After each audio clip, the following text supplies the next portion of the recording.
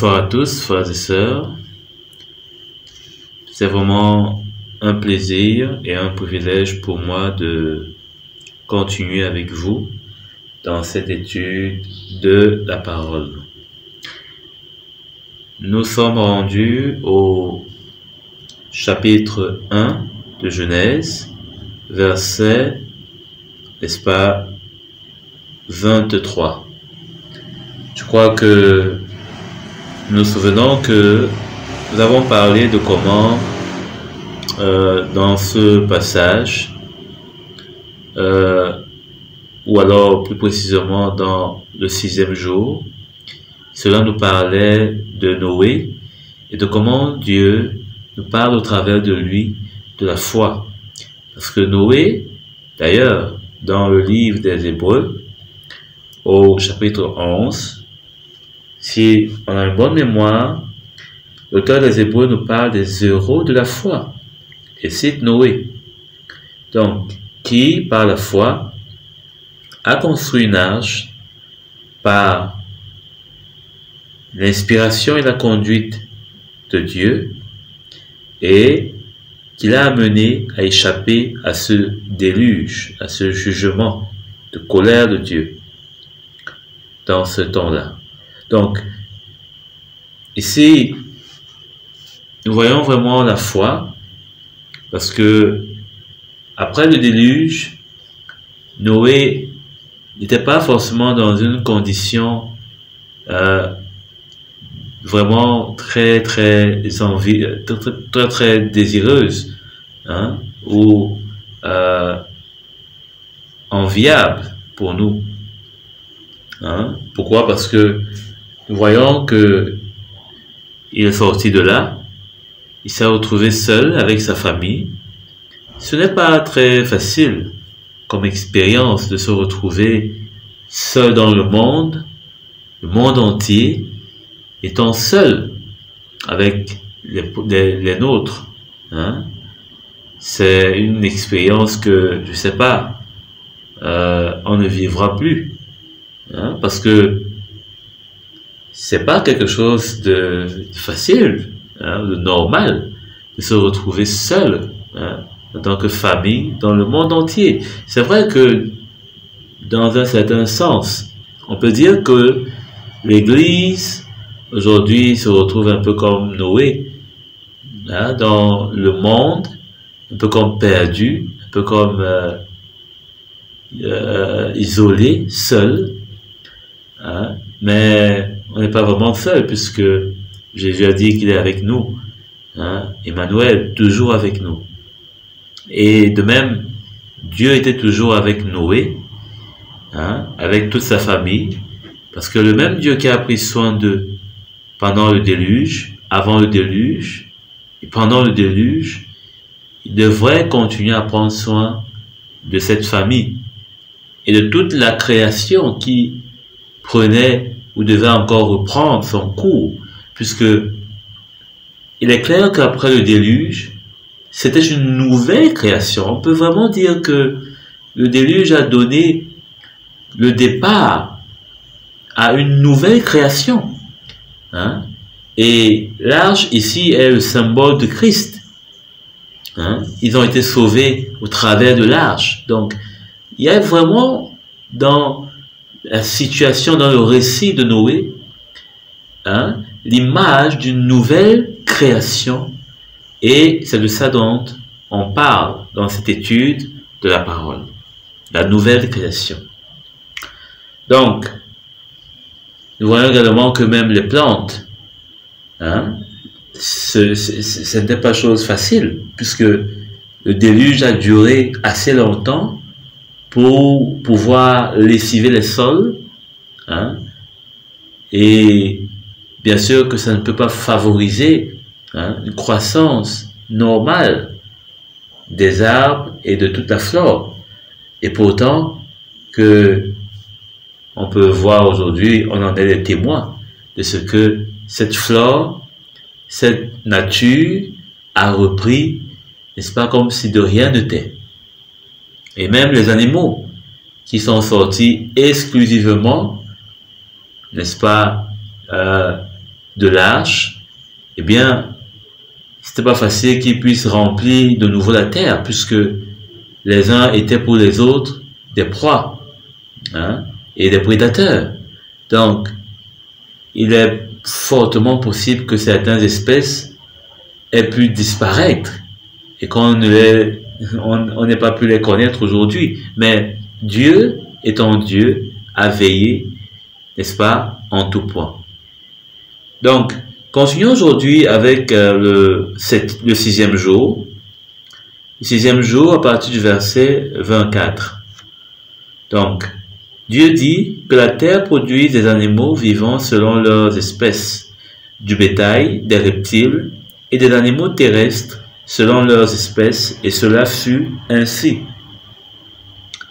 Dieu fit les animaux de la terre selon leurs espèces, le bétail selon son espèce, et tous les reptiles de la terre selon leurs espèces. Dieu vit que cela était bon.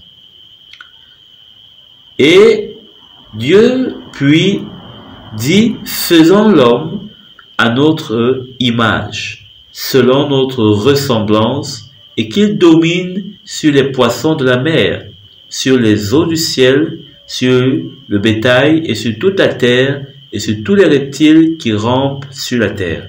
Dieu créa l'homme à son image, il le créa à l'image de Dieu, il créa l'homme et la femme. Dieu les bénit, et Dieu leur dit, soyez féconds, multipliez-vous, remplissez la terre et assujettissez-la, et dominez sur les poissons de la mer, sur les oiseaux du ciel et sur tous les animaux, plutôt sur tout animal qui se meut sur la terre. Et Dieu dit, voici, je vous donne toute terre portant de la semence et qui est à la surface de toute la terre, et tout arbre vivant ayant en lui du fruit d'arbre et portant de la semence, ce sera votre nourriture. Et à tout animal de la terre, et à tout oiseau du ciel, et à tout ce qui se meut sur la terre, ayant en soi un souffle de vie. Je donne toute herbe verte pour nourriture, et cela fut ainsi. Dieu vit tout ce qu'il avait fait, et voici, cela était très bon. Très bon. Ainsi, il y eut un soir et il y eut un matin. Ce fut le 6e jour. Donc, nous sommes véritablement là aujourd'hui en train de voir ce 6e jour. Et c'est ainsi également la fin de ce premier chapitre de Genèse. Très très intéressant, je l'espère en tout cas pour vous. Mais pour moi, véritablement, c'est une grâce de pouvoir voir tout ce que le Seigneur nous donne comme lumière au travers de tous ces passages que jusqu'ici on lisait, mais avec peu d'éclairage, avec peu de compréhension, notamment dans le sens spirituel de ce qu'il renferme.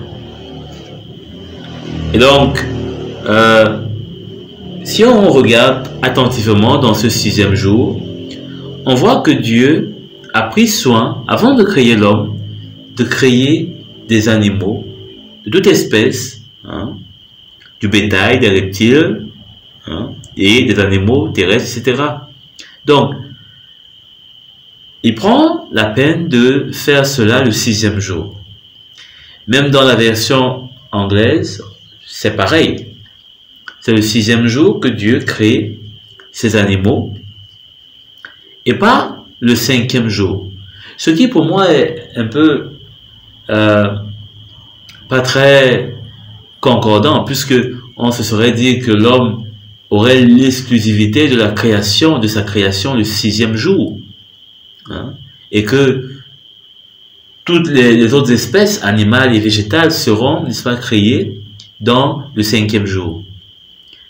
Mais pourtant, dans le 6e jour, Dieu commence par créer les animaux et puis par la fin, va créer l'homme. Vous savez qu'il y a un débat aujourd'hui qui existe et qui est celui de savoir si les animaux aussi ont une âme et un esprit. Voilà un débat qui, je pense, justifie le pourquoi Dieu fait cela dans ce 6e jour. C'est-à-dire que le pourquoi Dieu crée des animaux dans le 6e jour, le même jour où il crée l'homme. Vous savez que Dieu ne fait rien pour rien, par hasard. Je pense qu'il y a vraiment là une réponse à ce grand débat qui agite aujourd'hui non seulement le monde, mais titille aussi l'Église.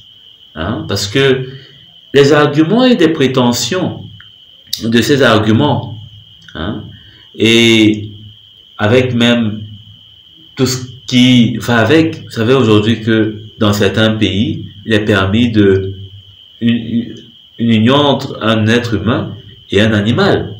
Des hommes qui épousent parfois des chiennes, au sens propre, clair, des chiennes, la femelle du chien, et des femmes qui épousent des chiens, etc.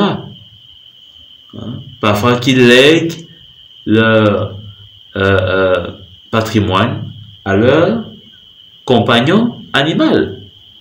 Oui, c'est sûrement terrible, mais c'est ce qui se passe aujourd'hui. Donc, il y a ce débat-là de savoir est-ce que un animal a une âme et un esprit, ou a une âme et ou un esprit. Donc, je crois que quand Dieu crée les animaux, il y a un élément qui distingue, n'est-ce pas, avec l'homme.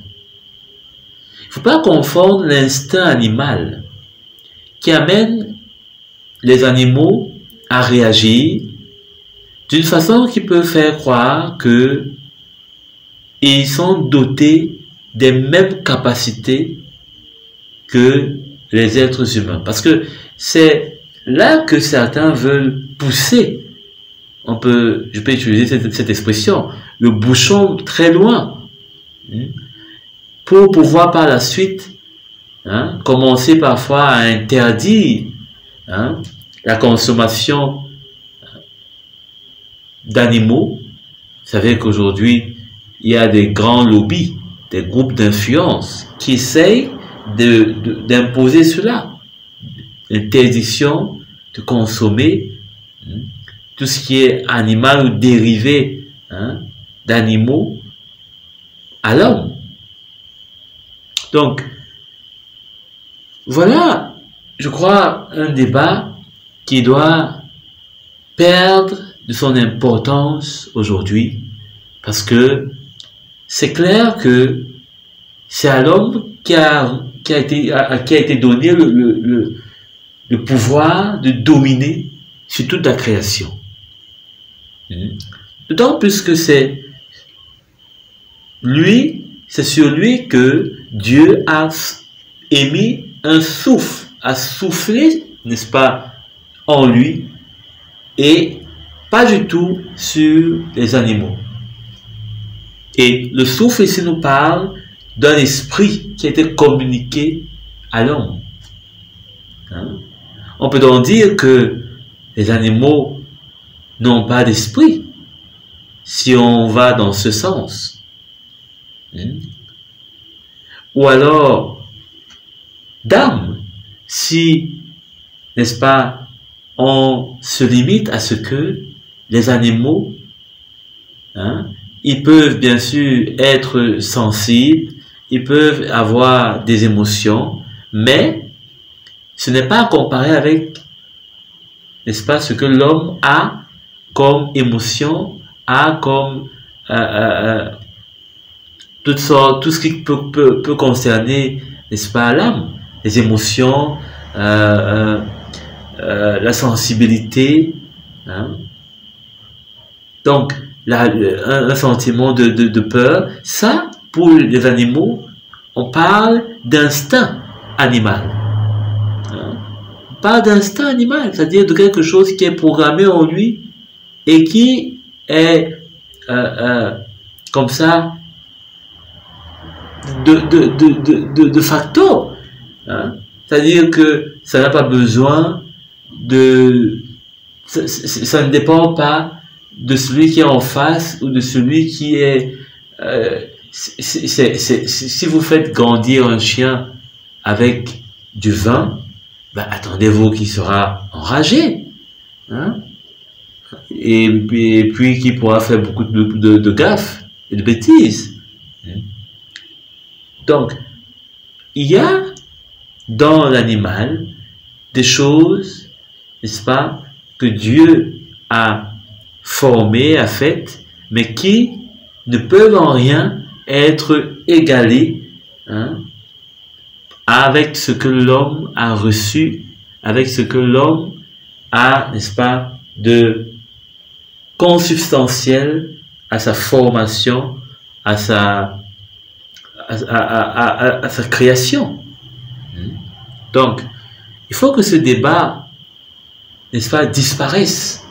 Parce que, auquel cas, c'est une porte ouverte, et on le voit très bien, une porte ouverte à beaucoup de choses aujourd'hui qui veulent être imposées dans la société des hommes. Hein? Il y a des pays aujourd'hui où tuer un animal est presque comparable à un crime. Hein? Il y a des pays aujourd'hui où manger de la viande peut vous valoir beaucoup de surprises. Il y a aujourd'hui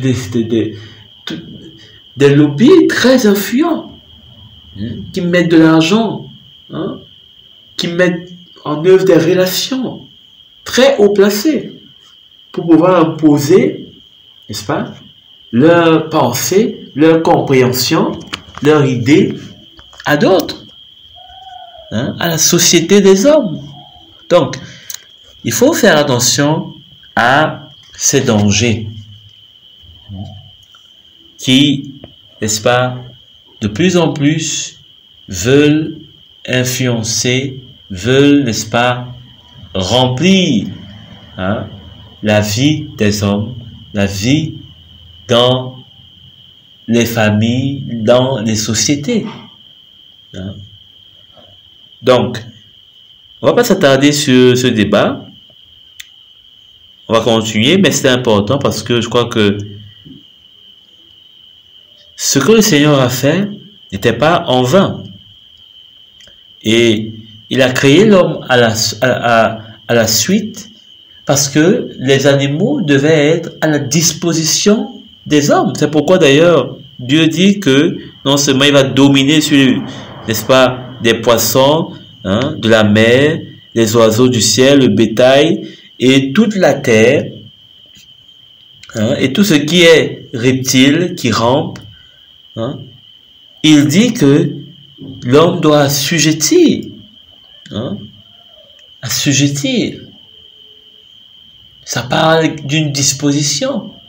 L'homme est libre et doit être libre de pouvoir manger, hein, de tout ce qui est sur la terre, sans que cela ne soit comme une loi ou alors une interdiction.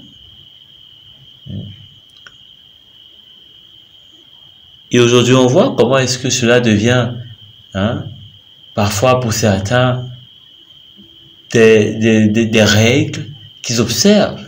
Hein. Certains qui disent de ne pas manger de la viande. Hein. C'est vrai que parfois pour d'autres, c'est justifié, peut-être, mais aujourd'hui, ça prend une tournure qui est en fait parfois influencée par des personnes pour qui ça les arrange, pour qui aimeraient bien voir, hein, l'animal au même pied d'égalité qu'un homme, qu'un être humain. Donc, allons au verset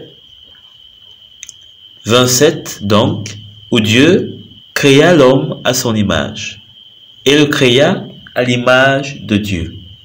Donc, Dieu créa l'homme à son image, hein, et le créa à l'image de Dieu. Donc, on a ici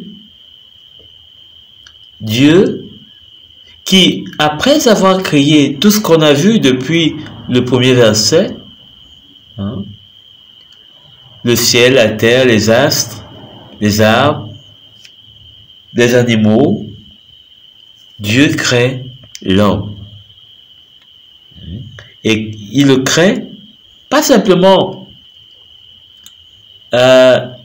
d'une façon, je sais pas moi, comme il a fait pour tout ce qu'il a créé précédemment, mais il le crée à son image. Ça, c'est vraiment un élément essentiel. Hein? Il ne le crée pas juste à une image quelconque, il ne lui donne pas juste une image quelconque, mais il le crée à son image. Hein? Il le crée à son image. Il crée l'homme à l'image de Dieu. Dieu crée l'homme à son image. Il le crée à l'image de Dieu. Donc, voilà ce que Dieu a fait de particulier dans ce 6e jour et dans toute cette création. C'est de créer l'homme à son image. Depuis on a lu, on n'a pas vu quelque part où Dieu a créé quelque chose, quoi que ce soit, à son image. Ça aurait été dit. Hein? Mais quand il s'agissait de l'homme, Dieu l'a créé à son image. Et je voudrais nous dire que ça, c'est un autre point qui est capital, fondamental, essentiel, pour nous de comprendre que Dieu a un projet, c'est que dans cette nouvelle alliance, que l'on puisse être à l'image de Christ. Que l'on puisse être à l'image de Christ. Si vous en doutez un tant soit peu, allons dans l'Épître aux Corinthiens, la 2e épître, et allons voir ce que l'apôtre Paul nous dit au chapitre 3, verset 18. Dans 2 Corinthiens 3, verset 18. Nous tous qui, le visage découvert, contemplons comme dans un miroir la gloire du Seigneur, nous sommes transformés en la même image, de gloire en gloire, comme par le Seigneur d'Esprit. Hein? Dans la version Martin, c'est comme par l'Esprit du Seigneur. Hein? Donc, nous sommes transformés alors que nous contemplons, hein, et que nous découvrons de plus en plus, hein, le miroir, c'est-à-dire la parole de Christ, qui est Christ lui-même. Sa parole, c'est lui. Il n'y a pas, je peux pas dire que ce qui sort de ma bouche, ce n'est pas moi, c'est moi. Ça sort de ma bouche. Donc, la parole de Christ, c'est lui. Et sa parole est notre miroir. Hein? Donc, nous contemplons, nous découvrons son visage au travers de sa parole. Hein? Et nous sommes transformés en la même image, de gloire en gloire. C'est-à-dire que de plus en plus, hein, d'une façon extraordinaire, hein, par l'Esprit, par son Esprit, au travers de son Esprit. C'est clair. Son Esprit, le ministère du Saint-Esprit, c'est de nous révéler Christ. Hein? Dans sa mort, dans sa souffrance et dans sa résurrection. Hein? Et nous révèle, n'est-ce pas, le mystère de Christ. Hein? Il nous révèle l'œuvre de Christ accomplie à la croix. Donc, lorsque nous contemplons ce miroir, c'est ce qui ressort. Donc, il faudrait qu'on puisse pouvoir continuer de contempler ce miroir tout au long de notre marche. D'ailleurs que notre marche consiste en cela, parce que contemplant ce miroir, nous serons changés. Hein? Ce miroir va nous montrer le chemin de la croix. Hein?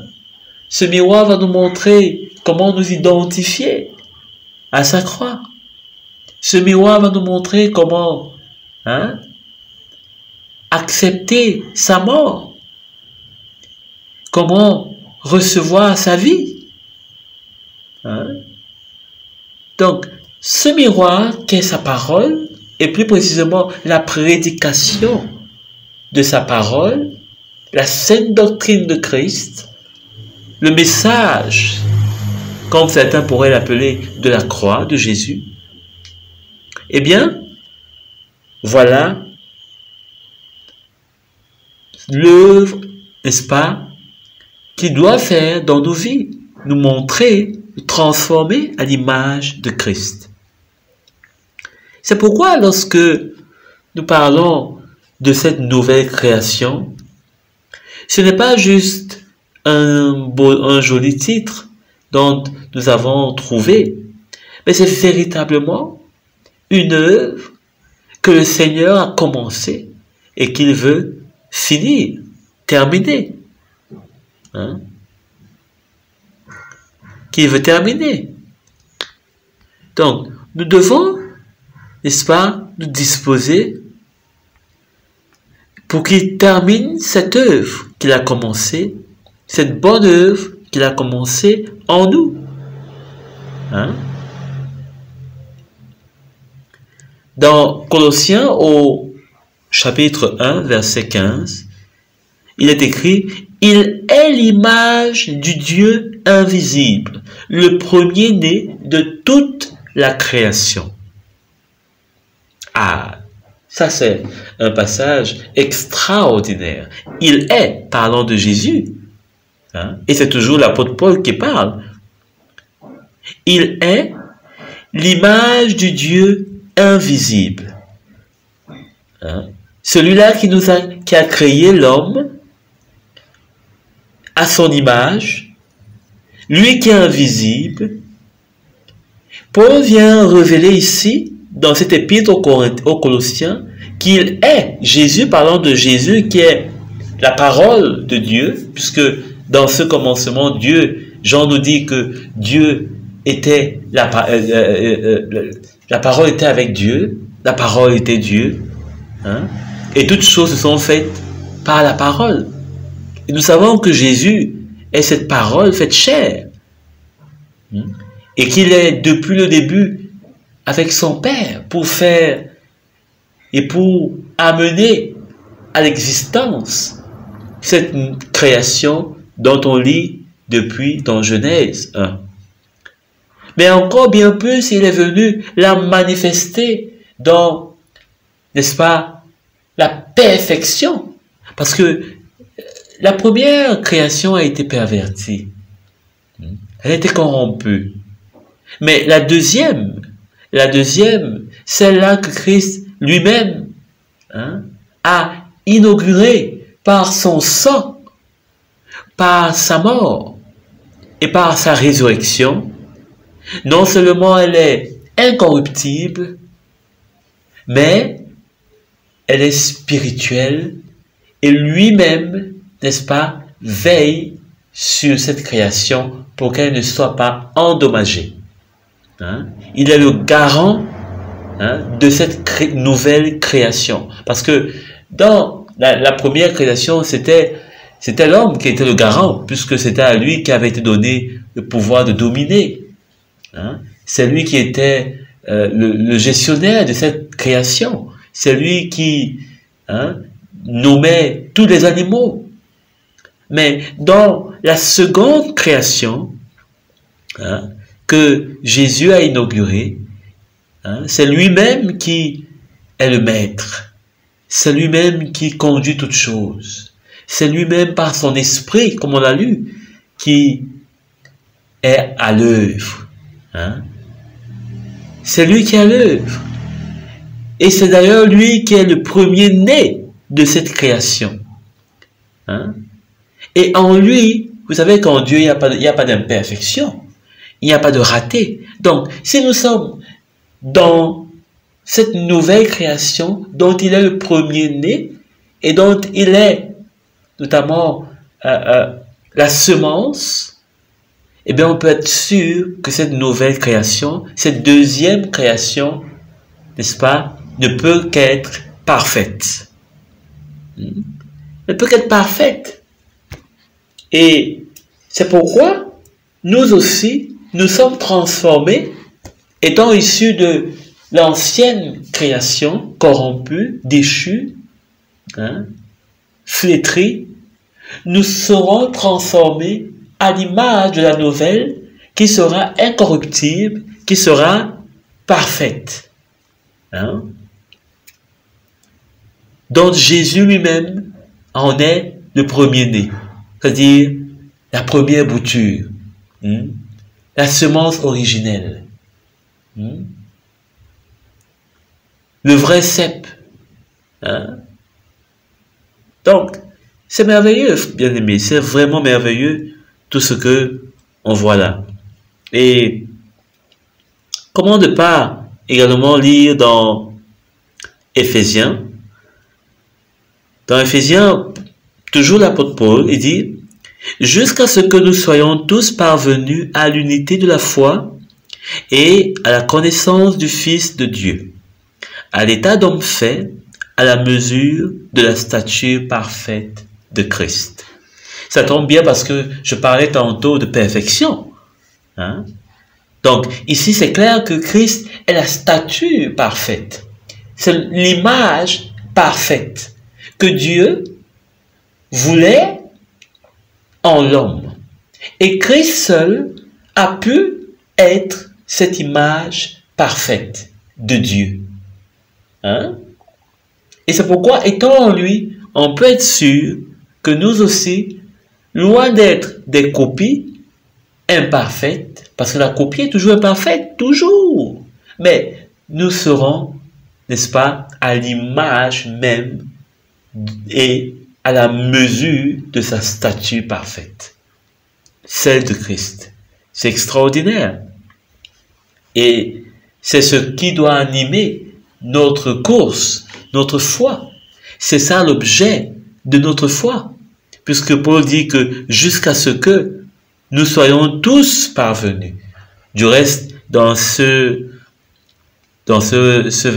chapitre 4, hein, plus en haut, Paul parle de comment les ministères travaillent, les 5 ministères d'autorité travaillent à ce que, n'est-ce pas, tous ceux-là qui sont dans le Seigneur puissent parvenir à cette stature parfaite.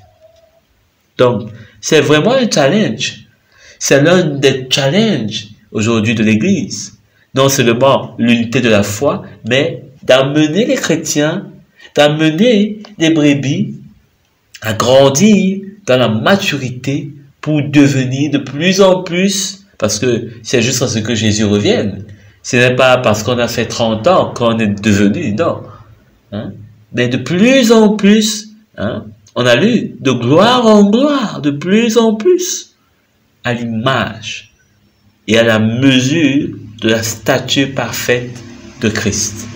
Quel autre souhait, quelle autre ambition est-ce que nous avons si ce n'est pas celle-ci, hein, dans notre foi, dans notre course? Hein? Quel autre? Aujourd'hui, les chrétiens, on arrive à leur faire croire que c'est de posséder le monde, de dominer le monde, de diriger le monde, d'influencer le monde, d'avoir tout ce qu'il veut dans le monde. Mais ce but dont Paul parle ici, il n'en est rien. Hein? Il n'en est rien. Du reste, on leur fait croire d'ailleurs qu'ils sont déjà parvenus et que ils ont simplement besoin d'avoir les bénéfices de cela. Mais c'est absolument faux. Hein? Si Paul pouvait dire pour sa part qu'il est loin d'être parvenu, bien que étant engagé bien qu'étant déterminé, bien qu'étant près du but, mais il dit qu'il ne parle pas comme étant parvenu. Ben, comment est-ce que nous, aujourd'hui, hein, on peut croire qu'on est parvenu avec une telle catastrophe dans l'Église aujourd'hui, où on voit des choses qui ne font que pleurer, qui ne nous font que pleurer et gémir.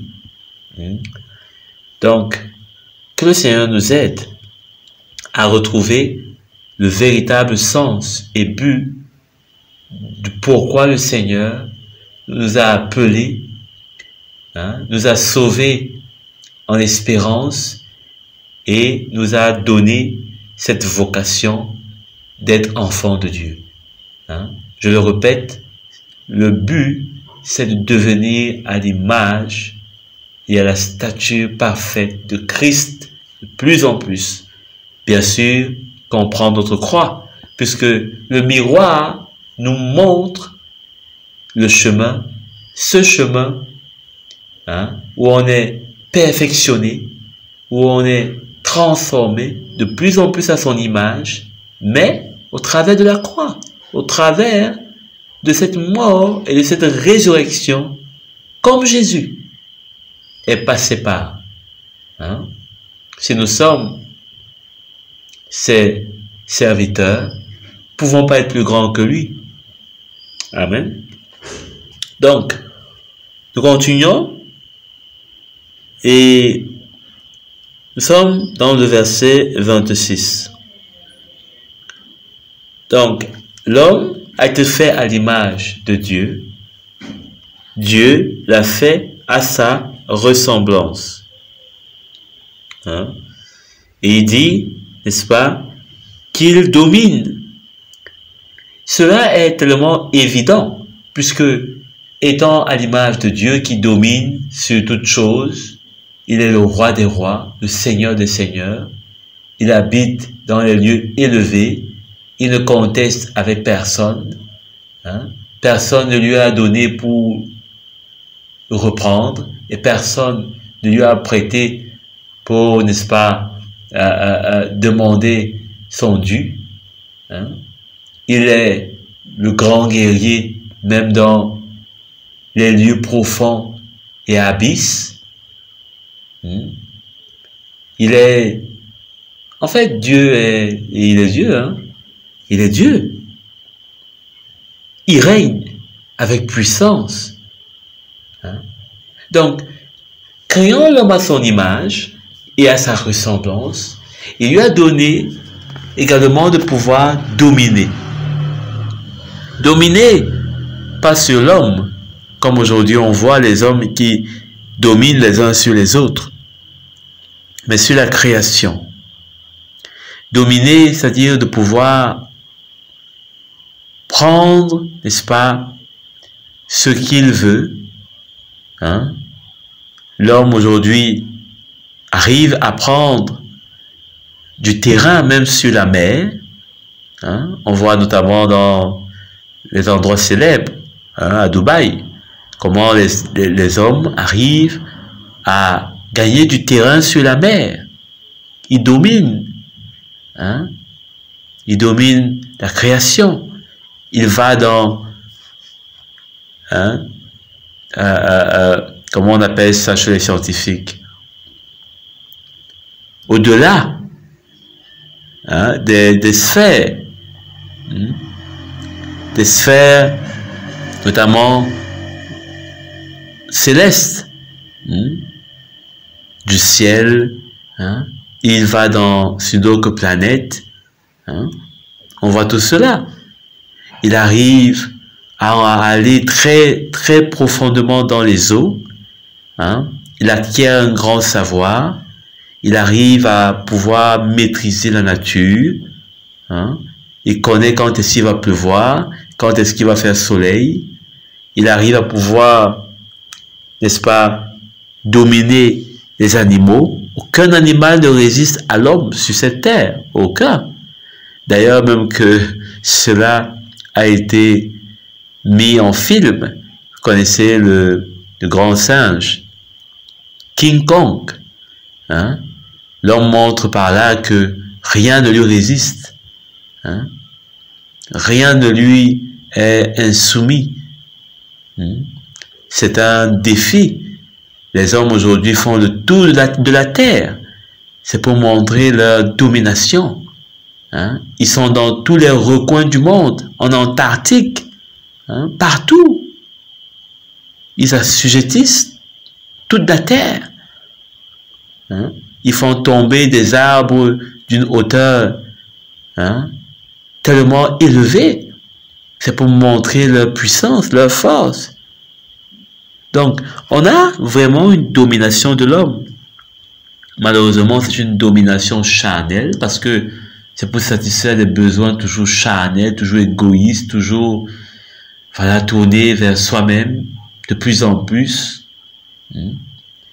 Et ça a un revers, hein, parce qu'on ne se contente plus de pouvoir prendre et de vivre simplement de ce qui est strictement nécessaire, mais on veut en faire plus.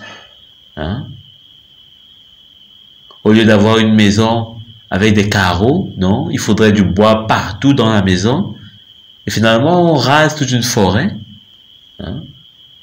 Et l'égoïsme de l'homme, l'orgueil de l'homme, hein? On n'est pas satisfait d'avoir du bois simple, non, on veut un bois massif, hein, d'une épaisseur, d'une beauté, hein, travailler, hein. Et pour cela, il faut couper beaucoup, hein. Donc, on se retrouve avec des problèmes, les changements climatiques, la montée des eaux, la dégradation de ceci, de cela, les animaux qui n'arrivent plus à retrouver leur milieu naturel. Donc, je ne fais pas là un cours d'écologie, mais c'est sûr que l'homme a abusé de la création, de ce qu'il devait dominer, et il veut en faire un peu trop.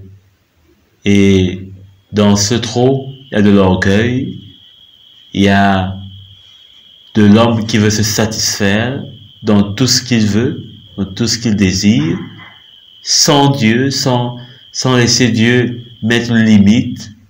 Hein?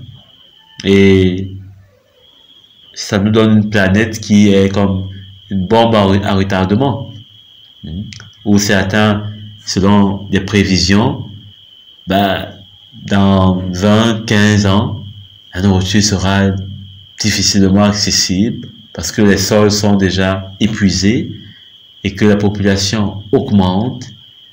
Hein? Bref, on connaît tout ça. Ou alors, bon, c'est ce qui se passe aujourd'hui.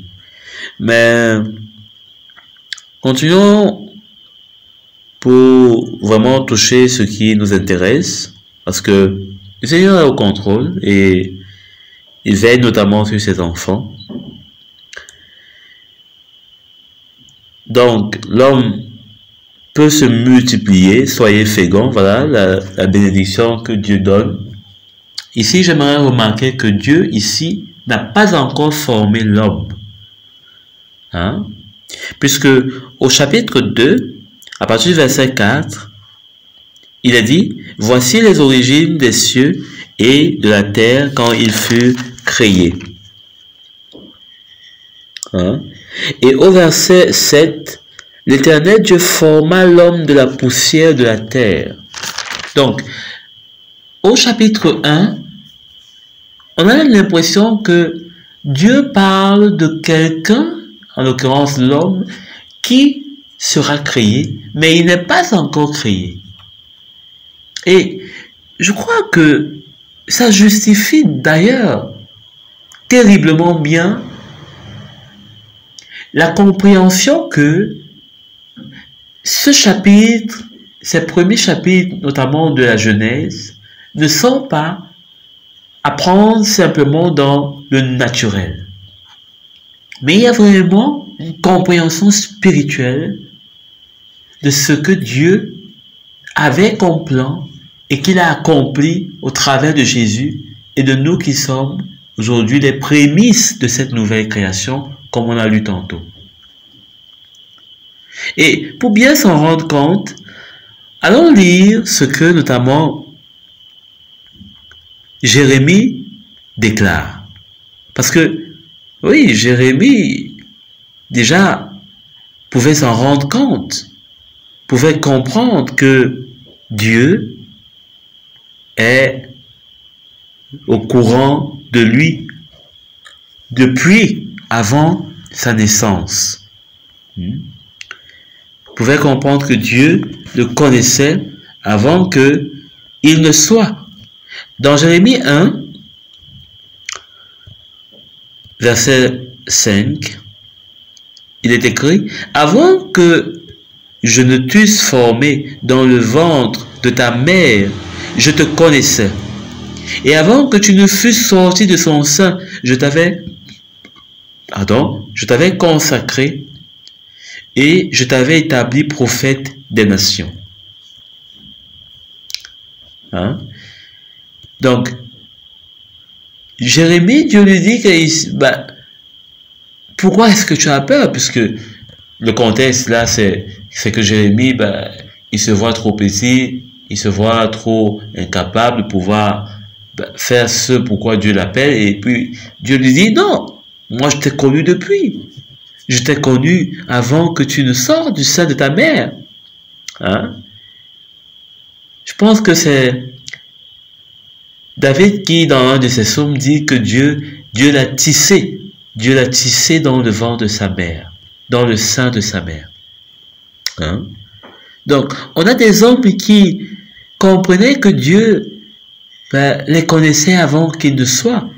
Et dans Romains, dans la nouvelle alliance, hein, on ne sera pas moins confus.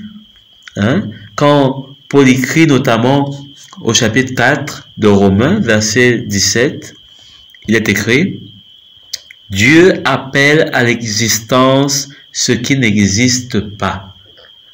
Hein? Dieu appelle à l'existence ce qui n'existe pas.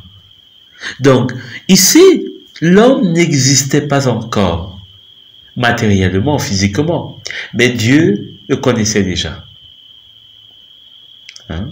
Dieu nous connaissait déjà. C'est pourquoi parfois, même dans le livre de l'Apocalypse, Dieu parle de nous avoir connus avant la fondation du monde. Il parle des fils, hein, de ceux qu'il a connus avant la fondation du monde. Hein? Vous voulez que on aille peut-être voir ce passage. Ce serait intéressant de voir, n'est-ce pas, où exactement, n'est-ce pas, le Seigneur nous parle ainsi. Même déjà avant d'arriver très loin, dans 1 Pierre 1, verset 20, hein, Pierre dit: prédestiné avant la fondation du monde. Prédestiné avant la fondation du monde. Ça, c'est quelque chose qui doit véritablement nous donner de craindre notre Dieu. Parce qu'il nous connaissait avant la fondation du monde. Hein? Vous voyez que dans ce passage de Genèse, Dieu parle de l'homme comme s'il le connaissait déjà, comme s'il le voyait déjà. Hein? Avant la fondation du monde. Également dans Éphésiens, toujours l'apôtre Paul, il dit: en lui, Dieu nous a élus, c'est-à-dire en Jésus-Christ, avant la fondation du monde. Vous savez, moi, je suis jamais satisfait d'un verset pour confirmer quelque chose. Quand c'est déjà deux, là c'est bon. Hein? Donc, on a deux personnes qui confirment, 3, 4 d'ailleurs, avec Jérémie, qui confirment ce que Dieu nous connaissait. Hein? Et ici, dans la Nouvelle Alliance, les deux apôtres parlent d'avant la fondation même, parce que Jérémie, lui, parle de comment Dieu le connaissait dès le sein de sa mère. Mais ici, hein, il y a vraiment une prédestination de Dieu, hein, qui voit et qui appelle les choses. Hein? Qui voit et qui appelle les choses. Dommage qu'aujourd'hui, cette prédestination est mal tordue et comprise par les uns et les autres, bien que ce n'est pas l'objet aujourd'hui d'en parler. Mais c'est simplement que Dieu voit. Hein? Et il appelle les choses pour manifester et réaliser son œuvre. Hein? Que ce soit appeler Judas ou prédestiner Jésus, c'est la même chose. C'est son œuvre et son plan qui vont se manifester, qui vont se réaliser. Donc, on continue. Donc, on est au verset toujours 28, où Dieu, n'est-ce pas, a permis à l'homme de pouvoir dominer et notamment de se multiplier, d'être fécond. À ce niveau, j'ai quelque chose vraiment qui me fait rire. Aujourd'hui, on dit souvent que, les chrétiens disent souvent que Dieu, on a eu un enfant, c'est Dieu qui nous a bénis. Hein. Il dit, Dieu a béni les hommes, il a dit soyez féconds. C'est Dieu qui rend fécond. Il faut être fécond. Il faut pas s'empêcher de faire des enfants.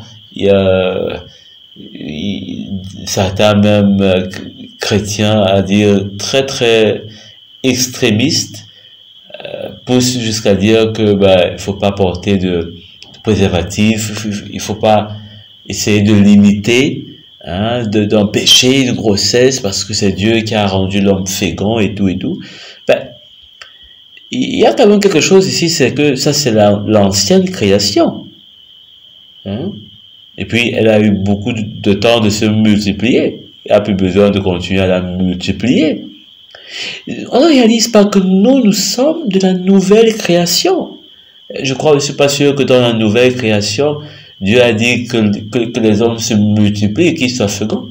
Jésus a dit à ses disciples notamment qu'ils aillent partout dans le monde et qu'ils fassent des disciples. Hein? C'est autre chose. Hein? Jésus a parlé de faire des disciples, pas de faire beaucoup de bébés, d'être fécond et d'être fécond et d'être fécond. Donc, il faut comprendre la parole du Seigneur et globalement l'évangile avec l'esprit de l'évangile. Pas avec nos sensations, avec nos désirs charnels et humains. Donc, il faut faire attention parce que parfois, on se retrouve à tout mettre sur le dos du Seigneur et de sa parole, à justifier toutes sortes de choses, et pourtant, on n'a pas une compréhension véritable de cette parole. Donc, soyez féconds, multipliez-vous, dominez. Il faudrait que tout cela aujourd'hui, que nous étant dans la nouvelle création, que l'on comprenne, hein, c'est quoi assujettir la création. Assujettir la création ne veut pas dire qu'on domine sur le monde.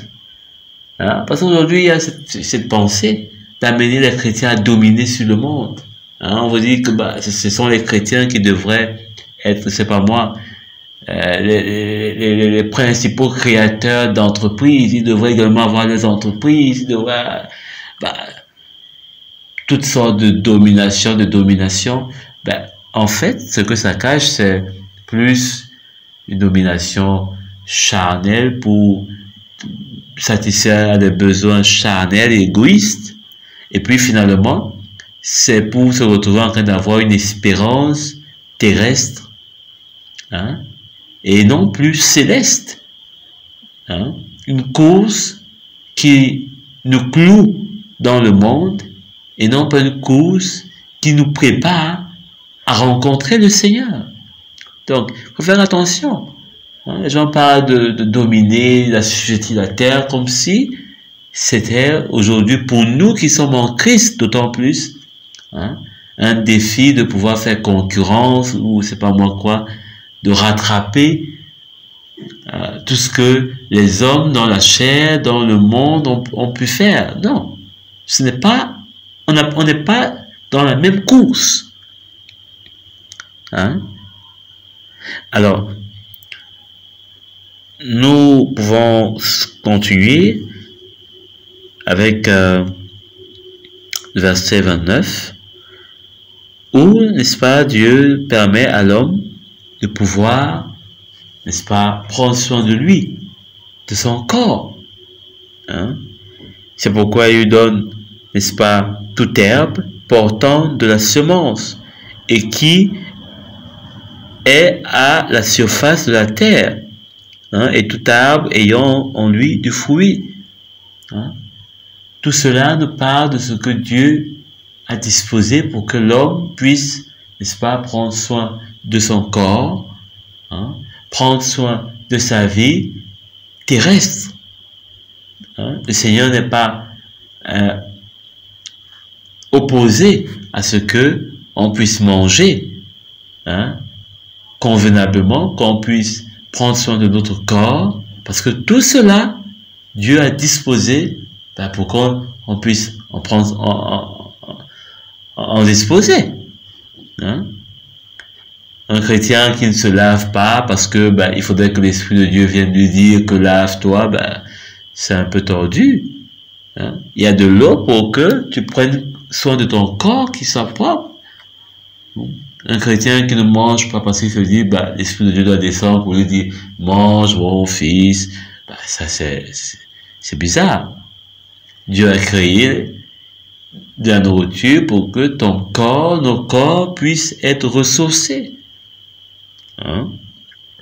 Donc, il faudrait qu'on puisse, n'est-ce pas, bien comprendre la parole du Seigneur et que son esprit nous aide à ne pas nous égarer ou à ne pas tomber dans les travers des hommes. N'est-ce pas? Alors, au verset 30, Dieu également dispose pour les autres espèces, hein, animales, végétales, n'est-ce pas, de pouvoir, n'est-ce pas, grandir, prendre soin d'eux-mêmes. Hein. C'est pourquoi on voit les animaux, hein, qui arrivent à prendre soin d'eux-mêmes, hein, dans les forêts, etc. On n'apprend pas à un lion à nourrir sa famille. Il connaît exactement ce qu'il doit chercher. On n'apprend pas à une araignée comment est-ce qu'elle doit se nourrir. Tout cela nous vient de Dieu. C'est Dieu qui permet et qui a fait tout ce que nous voyons, bien aimés. Et véritablement, on doit pouvoir rendre grâce et reconnaître qu'il est grand. Hein? Il est grand. S'il fallait apprendre à chaque espèce, hein, comment se nourrir, comment prendre soin de ses enfants, je suis même pas sûr que l'homme pourrait un jour, je sais pas moi, voyager pour quitter l'espace terrestre. Hein? Ça serait un grand travail. Imaginez-vous l'éducation des animaux, je sais pas moi, hein, pour apprendre à la chatte comment prendre soin de ses petits chatons. Mais Dieu a fait tout cela. Il a donné, il a appris tout cela à ces animaux. Il leur a donné cette sagesse. C'est merveilleux. C'est juste merveilleux. Donnons gloire à notre Dieu. Hein? Il a mis la sagesse dans les animaux. On n'a pas besoin de les mettre en classe pour leur enseigner comment on fait un bébé entre chien et chienne, non? Donc, le Seigneur est très, très grand, très, très grand. Et il a voulu que l'homme, n'est-ce pas, puisse être au-dessus de toutes ces espèces et les dominer, parce que il veut que l'homme soit à son image, à sa ressemblance. Hein? Tel il domine, que l'homme puisse également dominer sur les espèces qu'il a créées, hein, et qui sont autour de l'homme. Donc, jusqu'ici, nous sommes au 6e jour. Alors, au verset 31, Dieu vit que cela était très bon. Hein? C'est une mention qui n'est pas partout. Hein? Cela veut dire qu'ici, Dieu a réalisé que son projet allait marcher. Son projet était assuré. Hein? Et c'était très très bon. On voit que dans ce 6e jour, le danger, puisque une fois de plus, Dieu déclare, il est dit, ainsi il y eut un soir et un matin. Rappelons-nous que cette expression parle d'un jugement. À chaque fois, le Seigneur met en garde. Ce qu'il a fait sera jugé si on n'y prend pas garde, si on ne fait pas tel qu'il l'a voulu, tel qu'il le veut. C'est pourquoi il y a un soir et un matin. Donc, nous sommes du matin, nous sommes du jour, nous ne sommes pas de la nuit. Et donc, il faudrait qu'on fasse attention. Comment est-ce que l'homme, dans ce 6e jour, s'il ne prend pas soin d'être à l'image de Christ, c'est un danger. Parce que si on n'est pas à l'image de Christ, on sera à une autre image.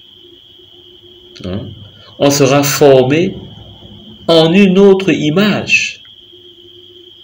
Et une autre image que celle de notre Seigneur, ce n'est pas possible que on puisse en sortir gagnant. C'est pas possible qu'on puisse en sortir gagnant auprès de Dieu avec une autre image que celle de son Fils. Ce n'est pas possible. Pas du tout possible.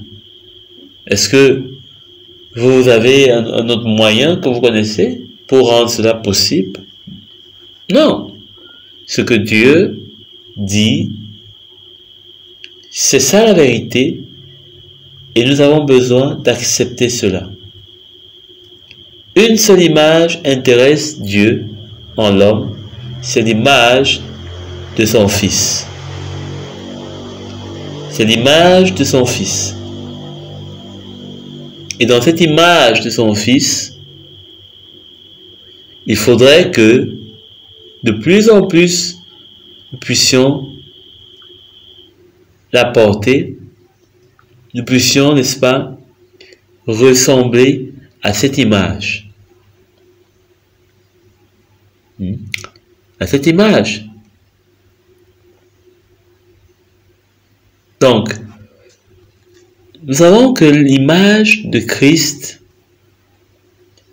c'est ce qui est parfait devant Dieu. Et l'image de Christ, étant parfaite devant Dieu, c'est ce qui est agréable devant Dieu. Parce qu'en Dieu, il n'y a pas de perfection.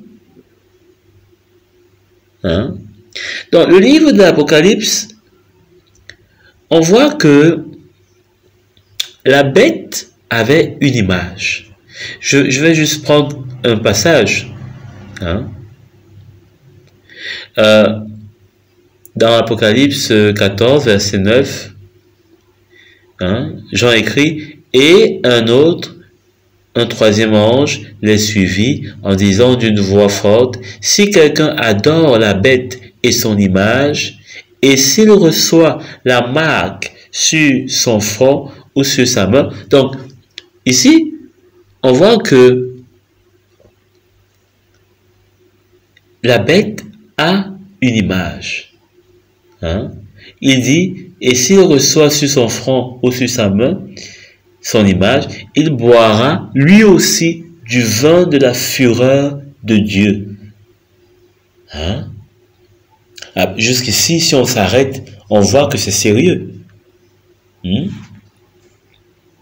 On voit que c'est sérieux.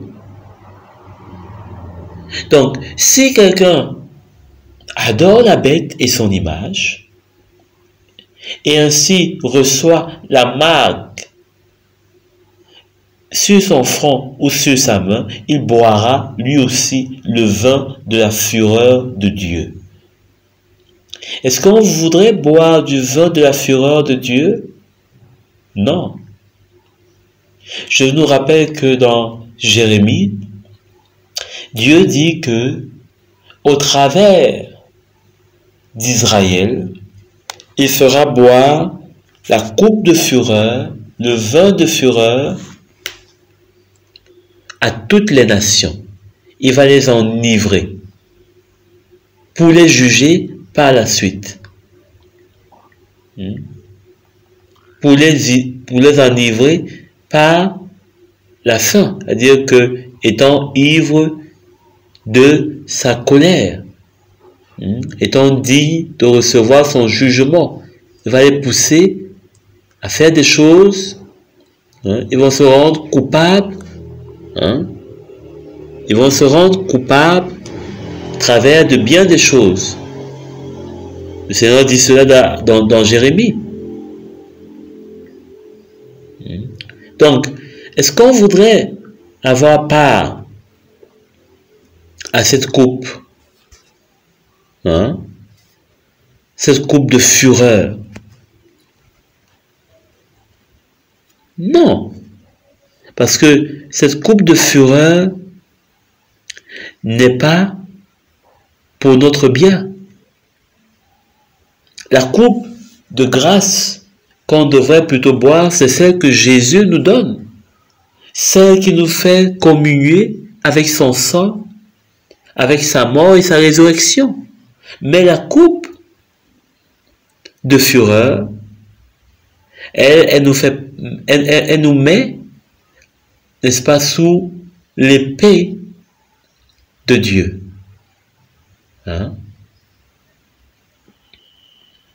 Elle nous met sous l'épée de Dieu. Allons lire dans Jérémie 49, verset 12. En effet, voici ce que dit l'Éternel. Ceux qui n'étaient pas condamnés à boire la coupe, la boiront malgré tout. Et toi, tu resterais impuni? Non, tu ne resterais pas impuni. Tu ne resterais pas impuni. Donc, ici, Dieu faisait passer son peuple par un jugement. Il s'était rendu coupable devant Dieu et Dieu a décidé de leur faire boire la coupe de colère, de sa colère. Donc, dans ce 6e jour, bien-aimé, il est très urgent et urgentissime d'ailleurs de boire cette coupe. Cette coupe de grâce qui nous fait communier avec Christ dans sa communion avec ses souffrances. Comme Paul dit, pour connaître Christ de plus en plus dans sa mort et dans sa résurrection. Et ceci va nous amener à porter son image, de porter sa ressemblance, son caractère, sa nature, ses pensées, sa volonté. Donc, ne nous trompons pas si nous ne sommes pas formés à son image. Nous allons boire cette coupe dont, n'est-ce pas, on a lu dans Apocalypse 14. Et cette coupe est une coupe de vin de la fureur de Dieu, qui sera terrible. Je vous dis, on va lire ce passage pour que vous puissiez à peu près voir comment est-ce qu'elle est terrible. Donc, il dit, il boira lui aussi du vin de la fureur de Dieu, versé sans mélange dans la coupe de sa colère, et il sera tourmenté dans le feu et le soufre, devant les saints anges et devant l'agneau. La fumée de leur tourment monte au siècle des siècles, et ils n'ont pas de repos, ni de jour, ni de nuit, ceux qui adorent la bête et son image. Hein? Voilà ce qui nous attend. Si on n'est pas formé à l'image de Christ, on sera formé à l'image de la bête, et ayant son image, on sera en train de se préparer à recevoir la coupe de fureur de Dieu. C'est pourquoi il est écrit, dans la fin de ce 6e jour, il eut un soir, il y eut un matin. C'est un avertissement, c'est un jugement que Dieu donne. C'est clair, c'est déjà là, dans sa parole. On lit, on comprend. Hein? Qu'est-ce qu'on va faire? On se met au travail pour porter l'image du Seigneur. Le Seigneur nous fait tellement grâce qu'il nous dit d'avance ses jugements, qu'il nous dit d'avance le sort qu'il nous réserve. Et n'oublions pas qu'il a pour nous des projets de bonheur, comme il a écrit, n'est-ce pas, dans Ézéchiel, et non de malheur. Alors, est-ce que nous allons choisir les projets de malheur? Si nous le faisons, ce n'est pas le Seigneur qui l'aura fait pour nous, mais c'est nous-mêmes. Parce que pour nous, il n'a que des projets de bonheur. Au travers de son Fils, au travers de l'image de son Fils. Donc, jusqu'ici, on va s'arrêter là, dans ce 6e jour, et j'espère que vous avez été éclairés. Shalom, bye bye.